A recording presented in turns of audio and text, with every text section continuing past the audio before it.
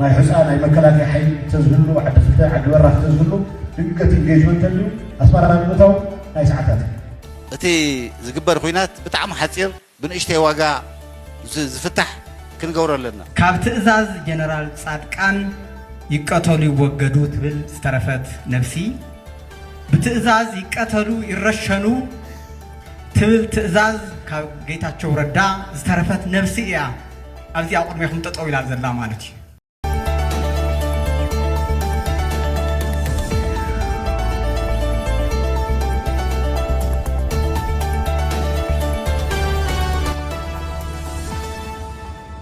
ሰበር ዜና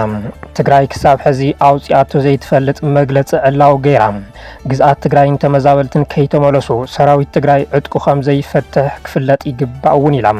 ሰራዊት ትግራይ ንሰላም ክበሃል ክብሪ መንነትን ላዕላዊ ግዝኣትን መረበትን ህዝቢ ትግራይ ኣሕሊፍካ መሃብ ትማሊ ኣይገበሮ ሎሚ ይኹን ጽባሕ እውን ክገብሮ ዝጽበ ወገን ተሃልዩ ዘይኸውንን ዘይጭበጥን ሕልሚ ክትብል እውን ቁርጽ ዝበለቶ ውሳነ ፍሊጥ ኣላ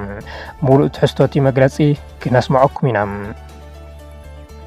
ኣብዚ ሕዚ እዋን ፀላእ ህዝቢ ትግራይ ንዝኾነ ስርዓት ብልጽግና ዘይምቅላስ ከም ትግራዋይ ዘሕትት ገበን ኢሉ ውድብ ባይቶና ዓባይ ትግራይ ባይቶና ልዕሊ ህዝቢ ትግራይ ሰላም ዝብህግ ኣካል የለን ዝበለ ውድብ ብሄራዊ ባይቶና ዓባይ ትግራይ ባይቶና ኣብዚ ሕዚ እዋን ኩናት ዝደሊ ዘሎ ብዶክተር ኣብይ ኣሕመድ ዝምራሕ ስርዓት ኢትዮጵያ ኢሉ ካሊእ እንድስሶ ዛዕባ እዩ ኣብ ኣዲስ ኣበባ ብሹም ምንቅስቃስ ደለይቲ ለውጢ ዝተወደቡ ተጋሩ ድሕሪ ሕወሓት ብዛዕባ ክህሊ ዝኽእል ስርዓታዊ ለውጢ ዘትዮም ኣብ ትግራይ ዘሎ ስርዓት ብቕልጡፍ ንምእላይ ህዝባዊ ናዕቢ ከም ዝጥቀሙ እውን ኣፍሊጦም እዚ ንምዕዋት ድማ ብድሕሪት መንግስቲ ፌደራል ይሕግዞም ከም ዘሎ ገሊፆም ኣለዉ እዚ ከምዚ ኢሉ እናሃለወ ቤት ምክሪ ውድብ ብልጽግና ሕወሓት ዝእለየሉ ክልተ መማረፅታት ተቐሚጡ ተባሂሉ ካብ ዝሓለፈ ሓሙስ ጀሚሩ ንሰለስተ መዓልቲ ህጹጽ ኣኼባ ዘካየደ ቤት ምክሪ ውድብ ብልጽግና ትማሊ 14 ለካቲት ዝዛዘመ ኮይኑ ሕወሓት ብጥይትን ስልትን ክውቃዕ ኣለዎ ዝብል ድምዳመ ምውጽሑ ተፈሊጡ ኣሎ ሰራዊት ምክልኻል ሃገር ኣብ ከተማታት ኩናት ዝመርሕን ኦፕሬሽናት ዘካየድን ኮማንዶ ፍሉይ ወፍሪ እንተመርቕ ኣብ ግንባር ቡሬ ሓድሽ ወተሃደራዊ ምንቅስቃስ ከም ዝተረኣየ መረዳእታታት ኣመልኪቶም ሰራዊት ምክልኻል ኢትዮጵያ ናብ ደቡብ ቡሬ ዝተጸግዐ እንትትከውን ሰራዊት ኤርትራ ድማ ናብ ዓሰብ ዝወስድ ድልድል ኣፍሪስዎ ተባሂሉ ሰላም ኣብ ርሑቕን ቀረባን ብምዃን እትከታተሉና ዘለኹም ክቡራትን ክቡራንን ንሎሚ 15 ለካቲት 2018 ዓመተ ምህረት ዝሓዝናዮም ዜናታት ከብ ዝስዕብ ተዋዲዶም ኣለዉ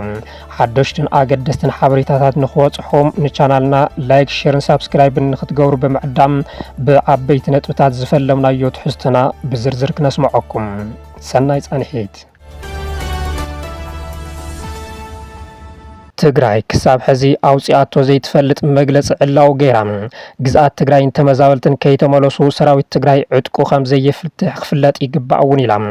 ሰራዊት ትግራይ ንሰላም ክበሃል ክብሪ መንነትን ላዕላዊ ግዝኣትን መረበትን ህዝቢ ትግራይ ኣሕሊፍካ መሃብ ትማሊ ኣይገበሮ ሎሚ ይኹን ጽባሕ እውን ክገብሮ ዝጽበ ወገን እንተሃልዩ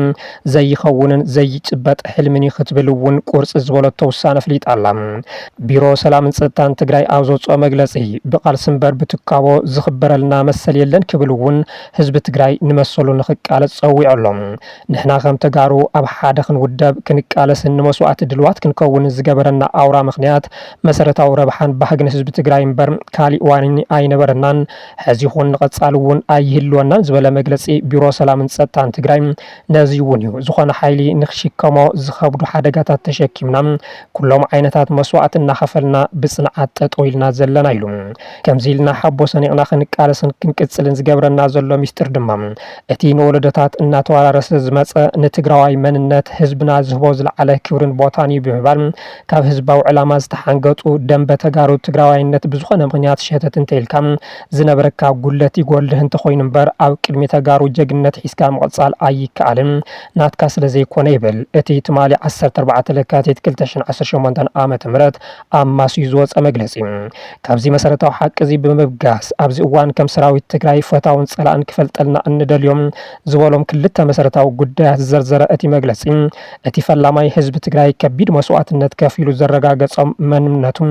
ኩሎም ብሄራዊ ክብርታትን መረበቱን ተመንጢሉ ኣብ ከቢድ ናይ ህልውና ሓደጋ ወዲቑ ከም ዘሎ ንኹሉ ግልጺ ኣብ ዝኾነሉ እዋን ዘለዎ መማረጺ እዚ ሓደጋ ብሰላማዊ መንገዲ ምፍታሕ ኢልዎም እቲ ካልኣይ ድሌት ሰራዊት ትግራይ ድማ ንሰላም ክበሃል ክብረኻ መንነትካን ላዕላዊ ግዝኣትካን መረበትካን ኣሕሊፍካ ምሃብ ግን ትማሊ ኣይገበሮ ሎሚ ይኹን ጽባሕ እውን ክገብሮ ዝፅበ ወገን እንተሃልዩ ዘይኸውንን ዘይጥበጥን ሕልሚ እዩ ብምባል ናይ መወዳእታ ዝበሎ መማረፂ ዕላው ገይረሎም ስለ ዝኾነ ብኽቡር መስዋዕትነት ዝተረኸበ ውዕሊ ስምምዕነት ፕሪቶርያ ነቲ ስምዕ ዝፈረሙ ሕጋዊ ኣካላት ብምምንጣል ንውልቀ ሰባት ብምሃብ ናብ ሓደጋ ክወድቕ ምግባር ሓድነት ህዝቢ ትግራይ ብምክፋል ትግራይ ክትዳኸመን ነንባዕልና ክንታኾስን ዝዓለመ በጀትን ሰብን መዲብካ ምስራሕ ንትግራይ ብኩሉ ዓጺኻ ብቴክኖሎጂን በዝሒ ሰራዊትን ጋዕገልጠም ኣጽዋርን ብምፍራሕ ክትንብርከኽ ምፍታን ተወሳኺ ህልቂት ምዕዳም እምበር ህዝቢ ትግራይ ምስዓር ከም ዘይከኣል ብተግባር ተፈቲኑ ዝፈሸለ ይኽብል ነቲ ሕዝቢ ብመንግስቲ ፌደራል ዝግበር ዘሎ ምንቅስቓስ ገሊጽዎም ብሓፈሻ ተጻብኦ ደው ናይ ምባል ውዕሊ ፕሪቶርያ ብምጥሓስ ዝተገበረ ናይ ድሮን ደብዳብ ሰራዊትን ጋዕገልጠምን ኣኪብካ ትግራይ ናይ ምኽባብ ምንቅስቓስ ጠለመታትን ዕፅዋታትን ቁሉዕ ናይ ኩናት ኣዋጅ ምዃኑ ግልፂ ዝበለት ቢሮም ከም ሰራዊት ናይ መወዳእታ ዕላማና ሕገ መንግስታዊ ግዝኣታዊ ሓድነት ትግራይ ምርጋጽ ዝተፈናቀለን ኣብ ትሕቲ ወረርቲ ዝሳቀ ዘሎ ህዝብናን ውሕስነቱ ተረጋጊጹ ናብ መረቦቱ ክምለስን ክነብርን መሰል ዓርሲ ውሳነና ብምርጋጽ ዘላቒ ውሕስና ህዝብና ጋህዲ ምግባር ስለ ዝኾነ እዚ እንተዘይተረጋጊጹ ዕጥቂ ዝፈትሕ ሰራዊት ከም ዘየለ ክፍለጥ ይግባእ ኢሉ ሕዚ እውን እንተኾነ ብሓይሊ ክዕፈን ዝድለ ዘሎ ሕቶ ህዝቢ ትግራይ እንኮ መፍትሒኡ ሰላማውን ቅልጡፍን ክኸውን እናጸዋዕና ትዕግስትና ከም ፍርሒ ብምቁጻር ክቕጽል ምግባር ግን ስቃይ ህዝብና ብምንዋሕ ንህልቂትና ምጽባይ ዘይግቡእ ምዃኑ ኣብ ዝኣመናሉ ኩነታት ንርከብ እውን ኢሉ ጀግንነት ውልቀ ተጋዳላይና ብኣውሩ ድማ መላእ ሰራዊትና ብበዓል ዋና ህዝቢ ትግራይ ብምዃኑ ሕዚ እውን ከም ትማሊ ኣብ ጎኒ ህዝቢ ጠጠው ኢልካ ብምምካት ድልየትን ባህግን ህዝቢ ትግራይ ምዕዋት ታሪኻዊ ሓደራ ኮይነሎ ዝበለት መግለጺ ካብዚ ሓሊፉ እቲ ሕዚ ዝረአ ዘሎ ናይ ውልቀ ሰባት ክድዓትን ኣብ ዘይዳስካ ምስዕሳዕን ካብ ውርደትን ተንበርካኽነትን ሓሊፉ ኣብ ዓቕሚ ጸላእ ጥርት ትብል ዝውስኾ ነገር የለን ጥራሕ ዘይኮነስ ውሽጣዊ ጽሬትና ካብ ምርጋጽ ሓሊፉ ኣብ ዓቕሚ መኸተና ዘጉድሎ ነገር የለን ክብል ኣፍሊጡ ስለ ዝኾነ ብዝተፈላለየ ምኽንያት ኣብ ድግስ ጥፍኣት ህዝቢ ትግራይ ዝተሰለፍኩም ኣካላት ናብ ንቡር ቦታኹም ንኽትምለሱ እንትንጽውም ናይ ታሪክ ተሓተቲ ከይትኾኑ ካብ ዘለና ጽኑዕ እምነት ብምብጋስ እዩ ብምባል እውን ቢሮ ሰላምን ጸጥታን ትግራይ ኣተሓሳሲቡ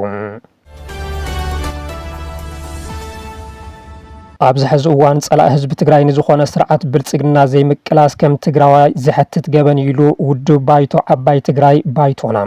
ልዕሊ ህዝቢ ትግራይ ሰላም ዝብህግ ኣካል የለን ዝበለ ውድብ ብሄራዊ ባይቶ ዓባይ ትግራይ ባይቶና ኣብዚ ሕዚ እዋን ኩናት ዝደሊ ዘሎ ብዶክተር ኣብይ ኣሕመድ ዝምራሕ ስርዓት ኢትዮጵያ ኢሉ ባይቶና ኣብ ቀረባ እዋን ካብ ዘሳለጦ ገምጋም ንድሓር እዋናዊ ኩነታት መሰረት ብምግባር ንጋዜጠኛታት ኣብ ዝሃቦ መግለጺ ልዕሊ ህዝቢ ትግራይ ሰላም ዝብህግ ኣካል የለን ዝበለ ኮይኑ ዓለም ለኸ ክራይሲስ ግሩፕ ኣብ ቀረባ እዋን ዘውፅኦ ጸብጻብ ብምጥቃስ ኣብዚ ሕዚ እዋን ኩናት ዝደሊ ዘሎ መሪሕነት ኢትዮጵያ ዶክተር ኣብይ ኣሕመድ ከም ዝኾኑ ኣቦ መንበር ባይቶና ኣይተ ኪዳነ ኣመነ ገሊጹ ብልጽግና ኣብዚ ሕዚ እዋን ወተሃደራዊ ቁጠባውን ዲፕሎማስያውን ውድቀት ከም ዘጋጥሞ ይኹን እምበር ስልጣኖም ንምንዋሕ ናይ ውክልና ወራር ንምፍጻም ይዳለሉ ክብል ድማ ባይቶና ኸሲሱ ልዕሊ ብልጽግና ንትግራይ ሓደጋ ዝኾኑ እቲ ውድብ ሓምሻይ መስርዕ ክብል ዝገለጾም ኣብ ውሽጥን ደገን ዝርከቡ ባንዳታት ከም ዝኾኑ ኣፍሊጡ ጊዜያዊ ምምሕዳር ትግራይ ሚኒስትር ሰራዊት ትግራይ ናብ ማሕበራዊ ሚድያ ዘቕርቡን ሓደጋ ተጋሩን ትግራይን ዝኾኑ ፍጹም ጸረ ሰላም ዝኾኑ ኩናት ዘዋልዱን ብናይ ሓሶት መደናገሪ ስራሕ ዝሰርሑ ኣካላት ኣብ ህልውና ህዝቢ ትግራይ ዝቕልዱ ዘሎ ምዃኖም ኣብ ግምት ውሽጢ ብምእታው ልዕልና ሕግን ተሓታትነትን ከረጋግጽ ክሰርሕ ይግባእ እውን ኢሉ ዛዕባ ትግራይ ልዕሊ ሓደ ፖለቲካዊ ውድብ ከም ዝኾነ ዝገለጸ ኣይተ ኪዳነ ሕዚ ዘጋጥም ዘሎ ሓደጋ ህልውና ንምምካት ኩሉ ንኽኸትት እውን ጸዊዑ ህዝቢ ትግራይን ጊዜያዊ ምምሕዳር ትግራይን ስርኦም ፈቲሖም ስረ ጀጋኑ ከፍትሑ ላሕ ዝብሉን ዘሎ ኣካላት ኣደብ ከትሕዞም ይግባእ ክብል ድማ ኣተሓሳሲቡ ኣብ ኣዲስ ኣበባ ዝርከቡ ተላእኽቲ ብልጽግና ዝበሎም ተጋሩ ዝውዝዕዎ ዘለዎ ሓሶት ምድንጋርን ብውነ ብምርዳእ ህዝቢ ከይደናገር ካብ ትግራይ ዝግበር ፍልሰት መናእሰይ ጠጠው ንኽብል ዘተሓሳሰበ ባይቶና ኣብዚ ሕዚ እዋን ካብ ትግራይ ንላዕሊ ውሑስ ቦታ የለን ኢሉ ባይቶና ካብ ትግራይ ንላዕሊ ውሑስ ቦታ የለን እኳ እንተበለ ብሰንኪ ኣብ ትግራይ አንጻላልዩ ዘሎ ደመና ኩናት ግና ብርክት ዝበለ መናእሰይ ንዓዱ ገዲፉ ናብ ኣዲስ ኣበባን ሃገር ሃገራት ዓረብን ይስደድ ከም ዘሎ እዩ እናተገለጸ ዝርከብ ሓላፊ ርክብ ህዝቢ ባይቶና ኣይተ ኣማኑኤል ግርማይ ባይቶና ምውሓስ ህልውና ንምርጋጽ ክሳብ መስዋዕቲ ከም ዝቃለስን ይቃለስ ከም ዘሎን ዝሓበረ ኮይኑ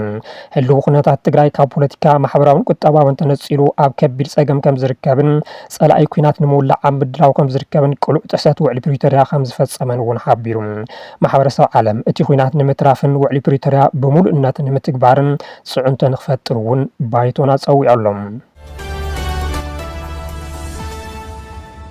ኣብ ኣዲስ ኣበባ ብሽም ምንቅስቓስ ደለይቲ ለውጢ ዝተወደቡ ተጋሩ ድሕሪ ህወሓት ብዛዕባ ክህሊ ዝኽእል ስርዓታዊ ለውጢ ዘትዮም ኣብ ትግራይ ዘሎ ስርዓት ብቕልጡፍ ንምእላይ ህዝባዊ ናዕቢ ከም ዝጥቀሙ እውን ኣፍሊጦም እዚ ንምዕዋት ድማ ብድሕሪት መንግስቲ ፌደራል ይሕግዞም ከም ዘሎ ገሊፆም ምንቅስቓስ ደለይቲ ለውጢ ትግራይ ብዝብል ብእኒ ጀነራል ጻድቃን ገብረትንሳኤ ዝተጣየሸ ውዳበ ሰላም ንህዝብና ለውጢ ንመጻኢ ተስፋና ብዝብል መሪሕ ሓሳብ ትማሊ 14 ለካቲት ኣብ ኣዲስ ኣበባ መድረኽ ኣብ ዘዳለወሉ እዋን ነቲ መድረኽ ዝመርሑ ኣይተ ጌታቸው ረዳ ድሕሪ ውዕሊ ፕሪቶሪያ ኣብ ትግራይ ዝመፀ ሰላም ንድሕሪት ንምኽባስ ምስ ባዕዳውያን ኮይኖም ኣብ ልዕሊ ዝሰርሑ ዘለዉ ጉጅለታት ምቅላስ የድሊ ኢሎም ገና ካብ ጨና ባሩድን ስዒቡ ዝመፀ ኣድማሳዊ ጉድኣትን ዘይሓወየ ህዝቢ ትግራይ ሕዚ እውን ናይ ባዕሉ ስልጣን ንምርዋይን ካብ ኩናት ወፃኢ ሂወት ዘይብሎምን ብናይ ሂወት ወለዳታት ዝቃወመሩ ጉጅለታት ኣብ ፈተና ኣትዩ ዝበሉ ጌታቸው ረዳ መናእሰይ ነዛ ሃገር ናይ ምፍራስ ተግባር ተቐቢሎም ካብ ዘይጠቅም መስዋዕቲ ነብሶም ከድሑን ይግባእ ክብሉ እውን ንኢትዮጵያ ከይትፈርስ ተሓሊቆምላ ብዘይካ ጉጅለ ህወሓት ውራይ ኩሉ ትግራዋይ ተመዛበልቲ ናብ መረቦቶም ምላስን ላዕላውነት ምርጋጽ እዩ እዚ ድማ ብሰላምን ብዘተን ይከኣል እዩ ብምባል እቲ ድሕሪ ጉጅለ ዝበልዎ ህወሓት ተመዛበልቲ ንኸይምለሱ ድልየት ከም ዘለዎ ገሊጾም ኣይተ ጌታቸው ግዝኣት ትግራይ ብሰላማዊ ቃልሲ ምምላስ ይከኣል እዩ እኳ እንተበሉ ክልተ ግዜ ናብ ሑመራ ከይዶም ቃፍታ ኣብ ወለጋ ትኹን ኣብ ወርሒ ዘይፈልጥ እዩ ዘመሓድራ ነይሩ ሕዚ ግና ብደቃት መሓደረላ ብምባል ነቲ ገበነኛን ዘይሕጋዊ ምምሕዳርን ኣምሓራ ቅቡል ዝገበሩ ግዝኣት መነመሓደሮ ብዘየገድስ ተመዛበልቲ ጥራሕ ይመለሱ ዝበሉ ምዃኖም ብዙሓት ይወቕስዎም እዮም እንጌታቸው ረዳ ጀነራል ጻድቃን ገብረትንሳኤ ጀነራል ዮሃንስ ገብረ መስቀል መንጋግ ኣሰፋ ብርሃ ኮኑ ኬርያ ኢብራሂም እንትውዒ ብማንካ እንትዝሕል ብኢድካ ከም ዝበሃል ብሓደ ወገን ኣብ ትግራይ ኩናት ንኸይፍጠርን ሰላምን ምፍጣርን ኢና ንሰርሕ ዘለና እንትብሉ ብኻሊእ ወገን ድማ ኣብ ትግራይ ዝፍጠር ኩናት ኣብ ሓፂር ግዜን ብውሑድ ኪሳራን ንኽውዳእ ክንገብሮ ኢና እንትብሉ ይስምዑ ናብ ኤርትራ ንምእታው እውን ሰዓታት ከም ዘይውድእን መንግስቲ ኢትዮጵያ ኣብ ልዕሊ ኤርትራ ወራር ንኸካይድን እንትደፋፍኡ ይስምዑ ማይ ሕፃ ናይ መከላከያ ሓይሊ ተዝህሉ ዓዲ ክልተ ዓዲ በራኽ ተዝህሉ ድንገት ኢንጌጅመንት ተልዩ ኣስመራ ንምእታው ናይ ሰዓታት እቲ ዝግበር ኩናት ብጣዕሚ ሓፂር ብንእሽተይ ዋጋ ዝፍታሕ ክንገብሮ ኣለና ካብ ትእዛዝ ጀነራል ጻድቃን ይቀተሉ ይወገዱ ትብል ዝተረፈት ነፍሲ ብትእዛዝ ይቀተሉ ይረሸኑ ትብል ትእዛዝ ካብ ጌታቸው ረዳ ዝተረፈት ነፍሲ እያ ኣብዚ ኣብ ቅድሚኹም ጠጠው ኢላ ዘላ ማለት እዩ እዚ ወሪስኩሞ ዘለኹም ቃልሲ ሰዋና ስለለለዎ ንምንታይ ኣፍልጦ ዘይሃብኩም እቶም ንህዝቢ ትግራይ ኢና ንቃለስ ዘለና ዝብሉ ኣብ ኣዲስ ኣበባ ዝርከቡ ተጋሩ መንግስቲ ፌደራል ንጉጅለ ህወሓት ዘዳኽም ስጉምቲ ምውሳድ ኣጠናኺሩ ይቐጽል ዝብል ድምዳመ ዝበፅሑ እንትኾኑ እዚ ድማ ዝጀመሮ ክልከላ በጀትን ነዳድን ይቐጽለሉ ባንክን መጓዓዝያን ይዕፀዎ ማለት ከም ዝኾነ ብዙሓት ይገልጸሉ ምክንያቱ ኣብዚ እዋን መንግስቲ ፌደራል ዝወስዶም ዘሎ ስጉምትታት ንህዝቢ ትግራይ ዘጥፍኡ እምበር ንወይኑ ንህወሓት ዘዳኽሙ ከም ዘይኮኑ ይምግቱ እቶም ዓዲ ብመናእሰይ ክትምራሕ ኣለዋ ዝብሉ ግን ድማ ኣብ ቅድሚት በዓልቶም ዝተሰለፉ ደለይቲ ለውጢ ብምባል ዝሰየሙ እኒ ጀነራል ጻድቃንን ኣሰፋ ብርሃን ናይ መወዳእታ ሸቶኦም ኣብ ትግራይ ዕልዋ ስርዓት ጌርካ ስልጣን መሓዝ ከም ዝኾነ ዕላው ገይሮም ኣሎም ኣብ ትግራይ ለውጢ ዝመጽእ እቲ ድሕር ዝብልዎ ጉጅለ ኣብ ሓፂር እዋን እንትእለ ምዃኑ እዚ ንምእላይ ድማ ኩሎም ዓይነታት መማረፅታት ከም ዝጥቀሙ ኣነፂሮም ተባሂሎሎም እዚ ድማ እንተተኻኢሉ ብሕብራዊ ናዕቢ እንተዘይተኻኢሉ ድማ ምስ መንግስቲ ፌደራል ኮይንካ በቲ ኣብ ዓፋር ዘሎ ዕጡቕ ሓይሊ ነቲ ኣብ ትግራይ ዘሎ ስርዓት ምፍራስ ዝብል ስትራቴጂ ከም ዝኽተሉውን ኣንፈት ተቐሚጡሎም ኣሎም ቃልስና ካብ ኣዳራሽ ኣውፂና ኣብ ኣዲስ ኣበባ ኣንጻር እቲ ድሕሪ ጉጅለ ሰላማዊ ሰልፍታት ዓለቕለቕ ነብሎ ኣብ ኣዲስ ኣበባ ዝርከቡ ኣምባሳደራት እናኸድና ኣብ ትግራይ ለውጢ ንኽመጽእ ንኽሕግዙን ህወሓትን ሻዕብያን ህዝብና ከጥፍእዎ ከም ዝተለዓሉ ነፍልጦም ዓለም ይፍለጠና ዝበሉ ኮይኖም ጎና ጎኒ ናይ ኣዲስ ኣበባ ሰልፊ ድማ ኣብ ትግራይ ውሽጣዊ ስርዒት ብምፍጣር ምልዓል ንኽግበር ኣንፈት ተቐሚጦሎም እዚ ቅድሚ መረፃ ንኽዛዘምን ብህፁፅ ንኽዕወትን ድማ መንግስቲ ፌደራል ብድሕሪ ድሕሪት ይሕግዝ ከም ዘሎ ዝተገለጸ ኮይኑ ድሕሪ ህወሓት ኣብ ዘላ ትግራይ ምትኳር ዝብል ውሳነ ወሲኖም ኣለዉ። ስርዓት ክንተክል ዕላማና እዩ ብዛዕባ ድሕሪ ህወሓት ክልል ዝኽእል ናይ ስልጣን ቀመር ዝተማየጡ እቶም ንባዕሎም ደለይቲ ለውጢ ኢሎም ዝሰየሙ መብዛሕትኦም ስልጣን ትግራይ ጥዒሞም ዝኸሰሩ ኣካላት ብድሕሪኦም ቀዳማይ ሚኒስትር ኣብይ ኣሕመድ ከም ዘለውን ከምቲ ንሶም ብዓመፅ ናብ ስልጣን ዝመፅሉ መንገዲ ንምጥቃም ከም ዝኾነ ገለ ወሃብቲ ርእቶ ይገልጹ ኣለዉ። ንኢህወደግ እውን ብህዝባዊ ዓመፅ ዘውደቕዎ ኣብይ ኣሕመድ ሕዚ እውን ናይ ትግራይ ሓይልታት ተጠቒሞም ንሕወሓት ብዓመፅ ንምውዳቕ ነኒ በዓል ጀነራል ጻድቃን ናቶም ተመክሮ ንክደግሙ ይንቀሳቐሱ ኣለዉ ይብሉ። እዚ ብህዝባዊ ዓመፅ ስርዓት ንምእላይ ኣብ ዝግበር ፈተነ ዝፍጠር ህውከትን ዕግርግርን ናይ ህይወትን ንብረትን ዕንወት ምግጣሙ ዘይተርፍ እዩ ዝብሉ ገለ ምሁራት እዚ ድማ ትግራይን ህዝቢ ትግራይን ከም ዝኸፍልዎ ይገልጹ። እዚ ዋላ እኳ ንናይ ኩናት ነጋዶ ዝስቆሮም እንተዘይኮነ ብተጋሩን ብሰላማዊ መንገድን ዘይቕለስ ዝኾነ ዓይነት ምንቅስቃስ ለውጢ ሓደጉ ዓብዪ ምዃኑ ብምግንዛብ ብኣግኡ ዓገብ ክበሃል ከም ዝግባእ ዝምዕዱ ብዙሓት እዮም። እዚ ከምዚ ኢሉ እናሃለወ ቤት ምክሪ ውድብ ብልጽግና ህወሓት ዝእለየሉ ክልተ መማረፅታት ኣቐሚጡ ተዋሂሉ ካብ ዝሓለፈ ሓሙስ ጀሚሩ ንሰለስተ መዓልቲ ህፁፅ ኣኼባ ዘካየደ ቤት ምክሪ ውድብ ብልጽግና ትማል 14 ለካቲት ዝዛዘመ ኮይኑ ህወሓት ብጥይትን ስልትን ክውቃዕ ኣለዎ ዝብል ድምዳመ መውፅሑ ተፈሊጡ ኣሎ። ህወሓት ነፂልካ ብምውቃዕ ህዝቢ ትግራይ ኣብ ጎንዲ ብልጽግና ክስለፍ ምግባር ይከኣል እዩ ዝበለት ውድብ ብፍላይ ኣብ ከተማ ዘሎ ህዝቢ ሕቶታት ሰናይ ምምሕዳርን ልምዓትን ተተመሊሶምሉ